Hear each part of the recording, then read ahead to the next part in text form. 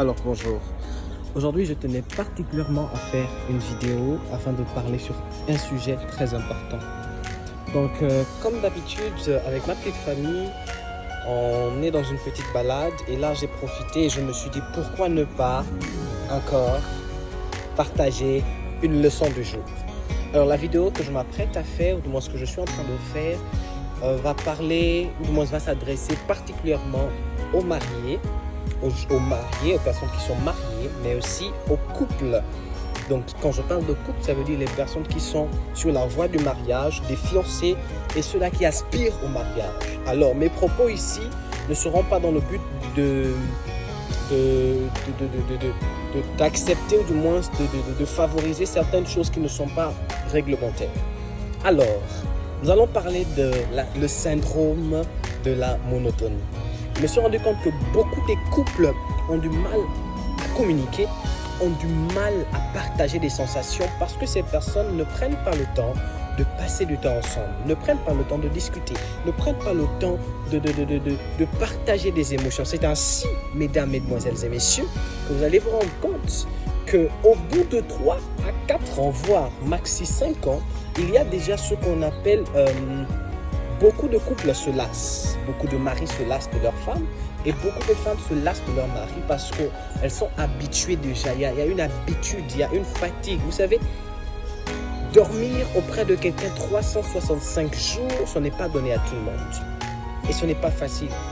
Mesdames, mesdemoiselles et messieurs, vous futurs mariés qui aspirez à vous marier, qui désirez dormir avec un homme, désirez avoir votre homme, vous levez le matin auprès de votre homme, vous savez demander aux personnes mariées, elles vous diront que 365 jours avec une même personne, une même bouille, tu te lèves le matin, tu la regardes, tu dors le soir, tu la regardes, à un moment donné, vous dormez fâchés, vous dormez chacun dans son coin. Ce n'est pas facile, il faut avoir la patience. Il faut avoir la patience.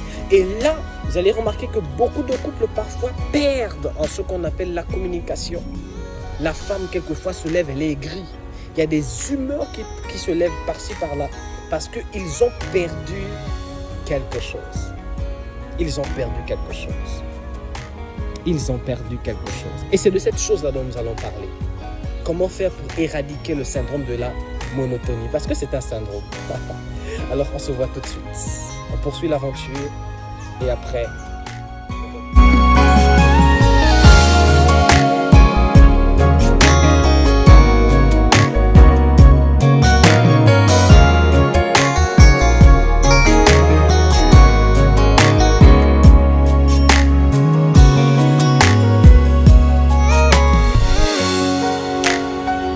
Le syndrome de la monotonie. Le syndrome de la monotonie, en fait, qu'est-ce que c'est? C'est simplement le fait d'être habitué aux mêmes choses. C'est tout simplement le fait d'être habitué aux mêmes choses. C'est-à-dire, cette habitude à être avec son homme, cette habitude à... C'est la monotonie, les mêmes habitudes, les mêmes choses. Il n'y a plus la sensation de nouveau, il n'y a plus la sensation de découverte. C'est ce qu'on appelle syndrome de la monotonie. Alors, tout simplement pour éradiquer le syndrome de la monotonie, vous devez comprendre, je m'adresse d'abord aux hommes. Les hommes doivent comprendre que dans le couple, il n'y a pas de grand. Oui, l'homme a sa place d'homme, la femme a sa place de femme, mais il n'y a pas de grand dans le couple. Parce que les hommes ont un problème, c'est qu'ils aiment trop se faire être grand. La femme va toujours te respecter. Femme, le respect est la première chose qu'on accorde à l'homme. Homme, l'amour est la première chose qu'on accorde à la femme. Mais vous devez savoir qu'il n'y a pas de grand. Qu'est-ce que je veux dire par il n'y a pas de grand?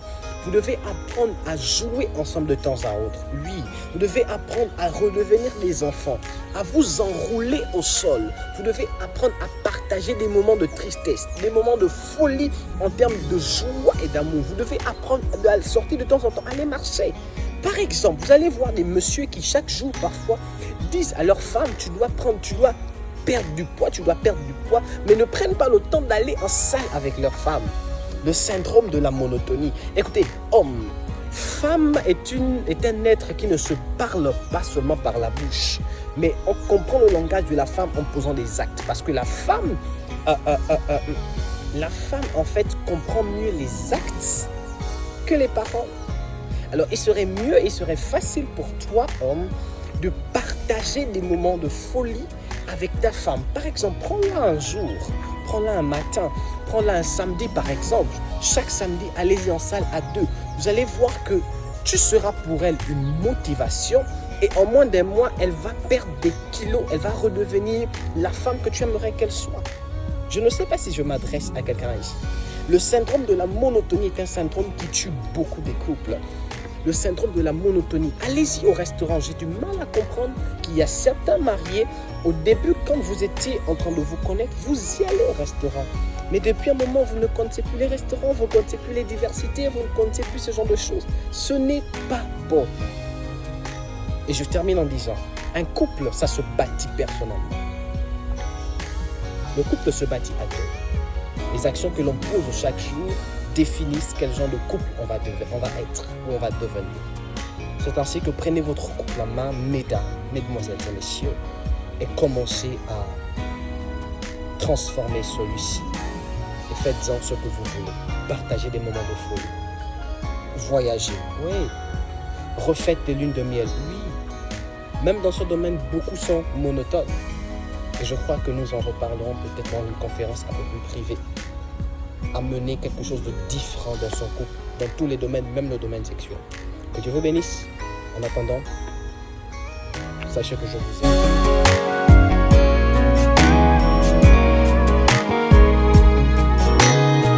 Ok, je crois que tout a été dit. Je n'ai plus rien à ajouter, si ce n'est on se voit très bientôt sur ce même sujet. Et assurément, nous allons entrer en profondeur. En attendant, que Dieu vous fasse du bien.